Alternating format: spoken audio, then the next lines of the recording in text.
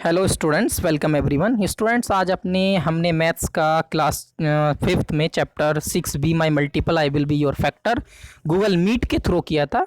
तो बहुत कम बच्चे, ओनली 12 स्टूडेंट्स हमसे जुड़े थे। आगे से सभी बच्चे जुड़ने की कोशिश हमारे साथ कीजिए। जो आज हमने उस पे यहाँ पर कर देते हैं। तो सबसे पहले हमने यहाँ पर जाना था मल्टीपल। तो मल्टीपल देखिए क्या होते हैं मल्टीपल के बारे में। तो मल्टीपल,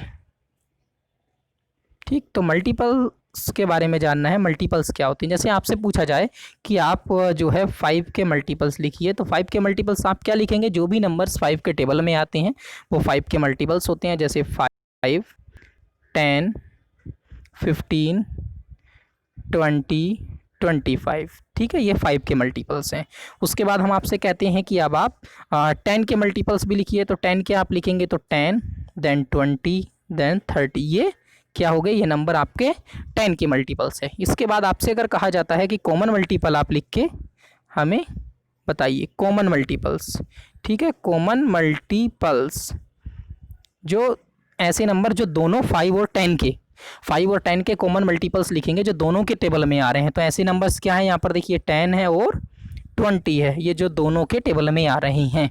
तो ये कॉमन मल्टीपल्स 5 और 10 के क्या हो जाएंगे? 10, 20। ठीक है स्टूडेंट्स, आगे अब आपसे हम कहते हैं कि आप 3 के मल्टीपल्स लिखिए। तो 3 के मल्टीपल्स आप लिखेंगे 3, 6, then 9, then 12, then 15, then 18, then 21। आप ऐसे लिखेंगे।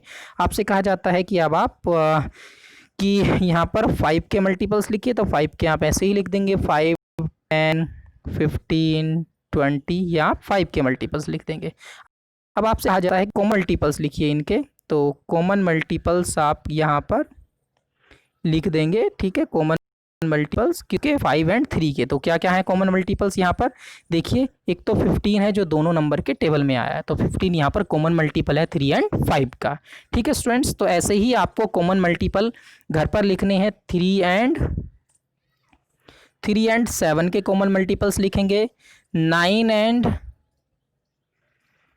एंड आप लिखेंगे 3 के कॉमन मल्टीपल्स। ऐसे ही लिखेंगे आप 8 एंड 12 के कॉमन मल्टीपल्स आप लिखेंगे। देन आप 10 एंड 15 के कॉमन मल्टीपल्स आप लिखेंगे। ठीक है स्टूडेंट्स, ये काम आपको घर पर करना है। नेक्स्ट अब हम चलते हैं अपना फैक्टर्स पढ़ते हैं।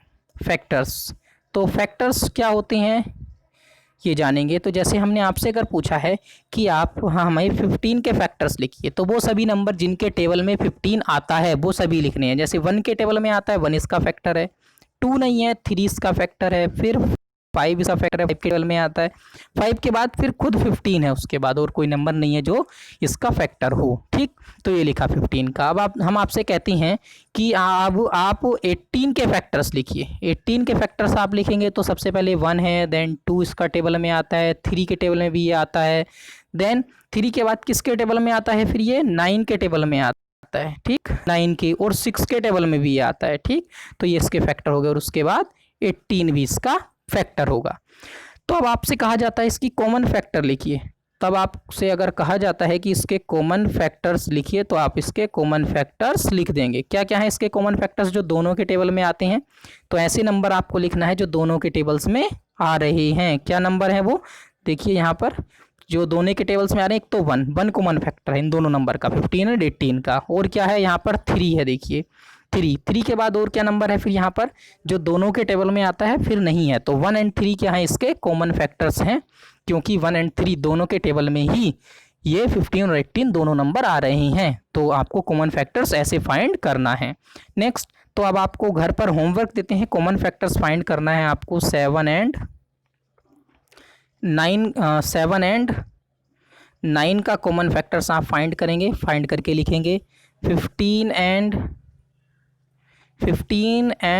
हाँ यहाँ लिख देते हैं हम 9, इसके कॉमन फैक्टर्स आप लिखेंगे। Then 24 and